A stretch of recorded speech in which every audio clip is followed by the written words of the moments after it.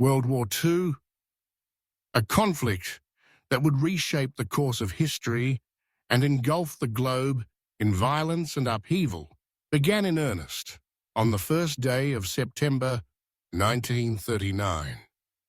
The air was heavy with tension across Europe, the echoes of the Great War still reverberating through nations wary yet unprepared for what was to come.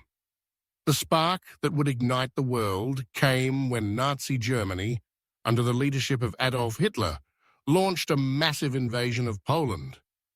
This act was the culmination of years of aggressive expansion and diplomatic maneuvering by the Third Reich, which had already annexed Austria and the Sudetenland region of Czechoslovakia. The German military strategy, known as Blitzkrieg, or Lightning War, was unleashed upon Poland with devastating effect. Combining fast-moving infantry, armored divisions, and close air support, the Germans rapidly overwhelmed Polish defenses. The world watched as cities fell and refugees streamed westward, seeking shelter from the onrushing storm.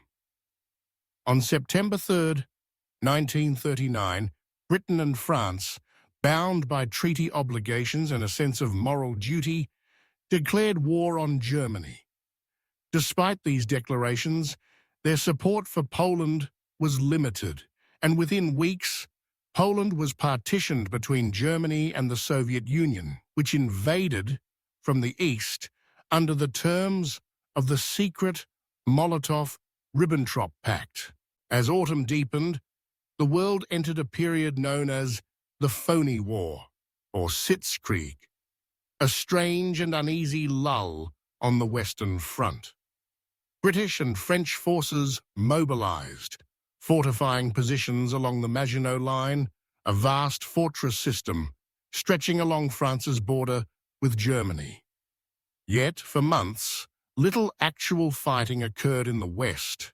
The winter of 1939 to 1940 was marked by a tense waiting game, punctuated by naval engagements and the Soviet Union's invasion of Finland in November 1939, an episode known as the Winter War.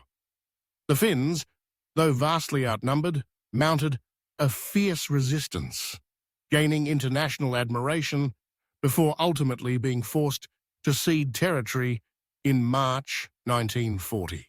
In the spring of 1940, the war's tempo shifted dramatically. On April 9th, Germany launched Operation Barbarossa, swiftly invading Denmark and Norway. Denmark capitulated within hours, while Norway, aided by British and French forces, held out for several weeks before falling. These campaigns secured vital resources and strategic bases for Germany, particularly access to Swedish iron ore, crucial for the Nazi war machine. Then, on May 10, 1940, Hitler unleashed his forces against Western Europe. The German army bypassed the heavily fortified Maginot Line by sweeping through the Ardennes, a region the Allies had considered impassable to tanks. The Germans struck through Belgium, the Netherlands, and Luxembourg, overwhelming the Dutch and Belgian armies in a matter of days. The British Expeditionary Force and French units were driven back, culminating in the desperate evacuation at Dunkirk. Between May 26th and June 4th, a flotilla of naval vessels and civilian boats rescued over 300,000 Allied troops from the beaches of Dunkirk, a miraculous escape that would inspire British resilience in the dark days ahead. France, stunned and reeling, could not withstand the onslaught. On June 14th, German troops marched into Paris. 8 days later, France formally surrendered, signing an armistice that divided the country into German-occupied territories and the nominally independent Vichy regime in the south, led by Marshal Philippe Pétain. Britain now stood alone against the Nazi tide. Hitler, seeking to subdue Britain, initiated the Battle of Britain in the summer of 1940. The Luftwaffe, Germany's air force, launched a massive bombing campaign aimed at destroying the Royal Air Force and breaking British morale.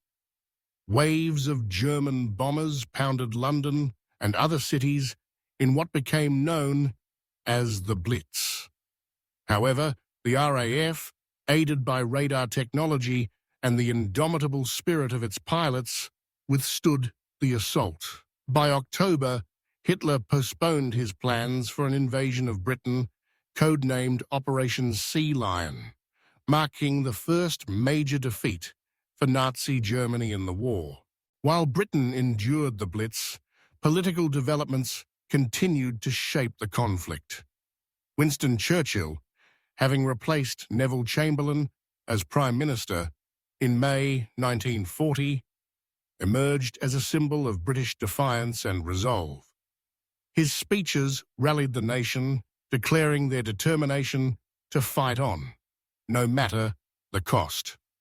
Across the Atlantic, the United States, while officially neutral, began to provide increasing support to Britain through measures like the Lend-Lease Act, supplying arms and materials vital to the war effort.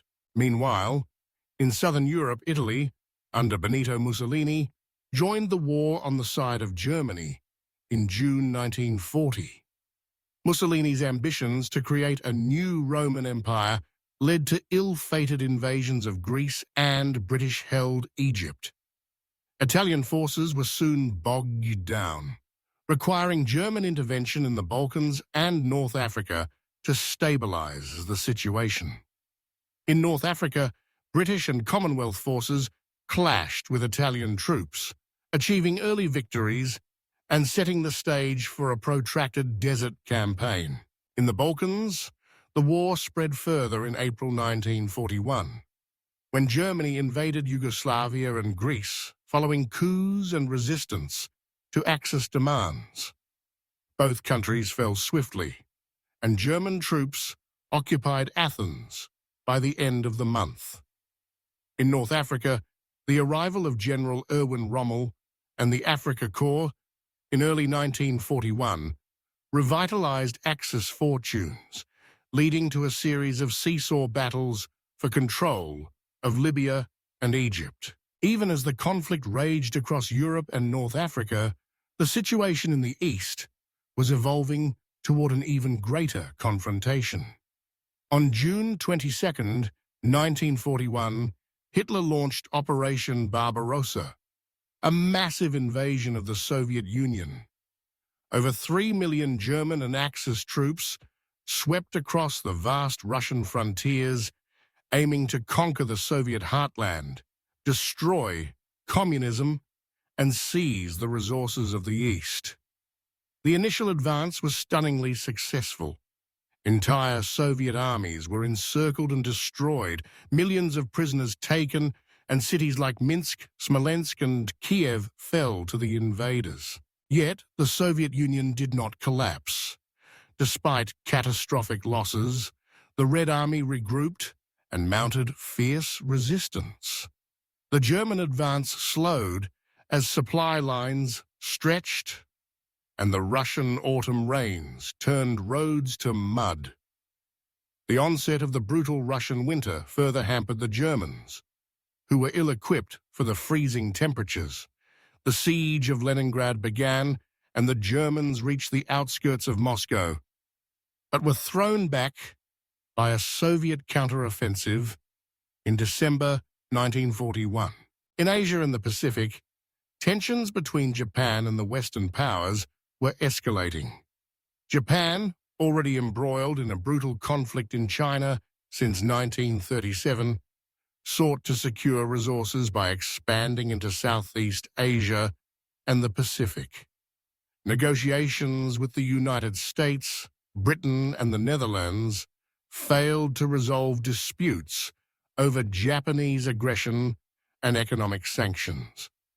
On December 7, 1941, Japan launched a surprise attack on the American naval base at Pearl Harbor, Hawaii, drawing the United States directly into the war.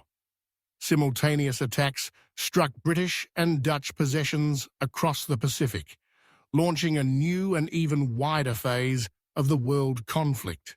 The entry of the United States into the war marked a turning point. President Franklin D. Roosevelt addressed Congress, famously declaring December 7th, a date which will live in infamy. America rapidly mobilized, declaring war on Japan, and soon after on Germany and Italy as well. The global dimensions of the conflict were now unmistakable, with theaters of war spanning from the deserts of North Africa and the forests of Eastern Europe to the jungles and islands of the Pacific. By the end of 1941, the world was truly at war.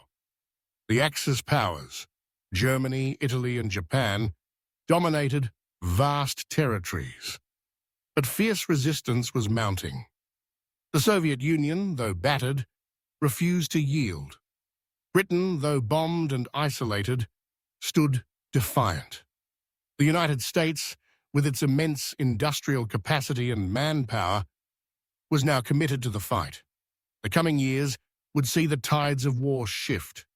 But the period from September 1939 to the end of 1941 remains a testament to the speed with which conflict can engulf nations and the resilience of those who resist aggression.